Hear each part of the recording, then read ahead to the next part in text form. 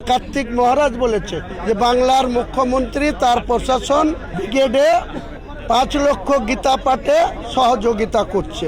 আমরা দেখতে চাই ১ লক্ষ যে কোরআনের এখানে তেলাওয়াত হবে, কোরআনের যে কোরআন পাঠ হবে, সেদিনকে এই সরকারের ভূমিকাটা দেখতে চাই। ইসলামের সম্মান রক্ষার্থে আমি নেমেছি, আমার জীবনের বিনিময়ে হলেও বাবরি মসজিদ প্রতিষ্ঠা করব। আর এই মসজিদ গঠন করার ক্ষেত্রে কোনো কম্প্রোমাইজ কারোর সাথে হবে না।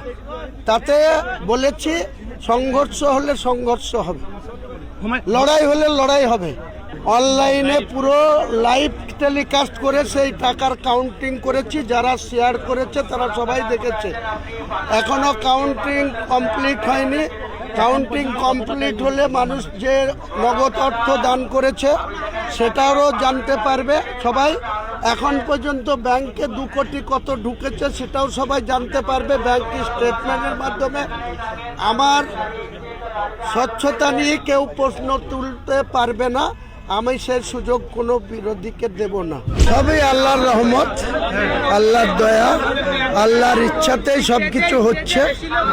এক শ্রেণীর মুসলিম বিরোধী লোক, তারা বরাবরই মুসলমান ধর্মের মানুষকে ঘৃণা করে বা তাদেরকে এই পৃথিবীর মধ্যে বেশি করে মাটিতে পুঁতে রাখার চেষ্টা করে। সেই সমস্ত মুসলিম বিরোধী যে মানুষ আছে তাদের আগামী দিনে আমরা শুভবুদ্ধির উদয় হোক, না হলে মুসলিম শুধু বাংলায় নয় গোটা ভারতবর্ষের মুসলিম ধীরে ধীরে ইউনাইটেড হবে। আমরা কোনো অমুসলিমকে তাদের ধর্ম নিয়ে কোনো বিরোধিতাও করতে চাই না, তাদের সঙ্গে কোনো সংঘর্ষও করতে চাই না, কিন্তু ইসলামের অধিকার আছে মাথা উঁচু করে সম্মান নিয়ে বেঁচে থাকার। সেই জায়গাটাতে যদি কেউ চ্যালেঞ্জ করে আমরা সেই চ্যালেঞ্জ অ্যাকসেপ্ট করব। শান্তিপূর্ণভাবে আমাদের ইসলামকে মাথা উঁচু করে বেঁচে থাকার অধিকার মহান আল্লাহ তাআলা আমাদের দিয়েছে, সেটা রক্ষা করে যাব। কোনো শক্তি আমাদেরকে পিছু হটাতে পারবে না। ফেব্রুয়ারির প্রথম সপ্তাহে যেদিন বাবরি মসজিদের কাজ আনুষ্ঠানিকভাবে শুরু হবে, তার একদিন আগে 1 লক্ষ হাফেজ, কোরআনের হাফেজকে গোটা ভারতবর্ষ থেকে, বাংলার 1 লক্ষর মধ্যে প্রায় 90,000 বাংলার থাকবে, আর 10,000 ভারতবর্ষের বিভিন্ন প্রান্ত থেকে আসবে। গতকাল আপনারা দেখেছেন 5 লক্ষর গীতা পাঠ হয়েছে সনাতন ধর্মাবলম্বী মানুষের।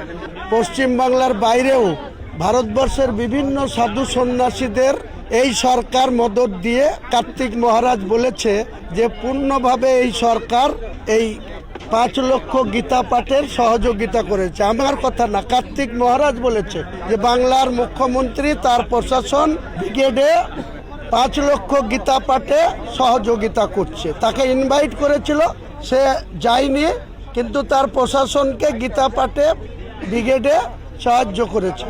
আমরা দেখতে চাই 1 লক্ষ যে কোরআনের এখানে তেলাওয়াত হবে, কোরআনের যে কোরআন পাঠ হবে, সেদিনকে এই সরকারের ভূমিকাটা দেখতে চাই।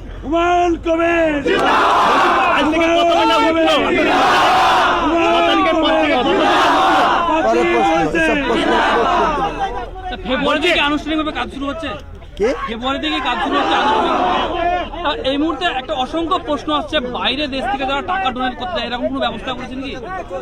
কোনো ব্যবস্থা এখনো হয়নি। উল্টোপাল্টা প্রশ্ন করবেন না, ওইসব প্রশ্নের উত্তর আমি দেব না। আমার স্বচ্ছতা নিয়ে কারো প্রশ্ন থাকলে, আমি যে টাকা এখানে দান করেছে কাল আমার নিজের বাড়িতে অনলাইনে পুরো লাইভ টেলিকাস্ট করে সেই টাকার কাউন্টিং করেছি, যারা শেয়ার করেছে তারা সবাই দেখেছে।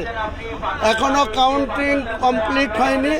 কাউন্টিং কমপ্লিট হলে মানুষ যে নগদ অর্থ দান করেছে সেটাও জানতে পারবে সবাই। এখন পর্যন্ত ব্যাংকে 2 কোটি কত ঢুকেছে সেটাও সবাই জানতে পারবে ব্যাংক স্টেটমেন্টের মাধ্যমে। আমার স্বচ্ছতা নিয়ে কেউ প্রশ্ন তুলতে পারবে না, আমি সেই সুযোগ কোনো বিরোধীকে দেব না। না শাসক দলকে দেব, না বিজেপিকে দেব, না সিপিএমকে দেব, না কংগ্রেসকে দেব, কাউকে কোনো সুযোগ বলতে দেব না। আর এই মসজিদ গঠন করার ক্ষেত্রে কোনো কম্প্রোমাইজ কারোর সাথে হবে না। তাতে বলেছি সংঘর্ষ হলে সংঘর্ষ হবে, লড়াই হলে লড়াই হবে। ইসলামের সম্মান রক্ষার্থে আমি নেমেছি, আমার জীবনের বিনিময়ে হলেও বাবরি মসজিদ প্রতিষ্ঠা করব।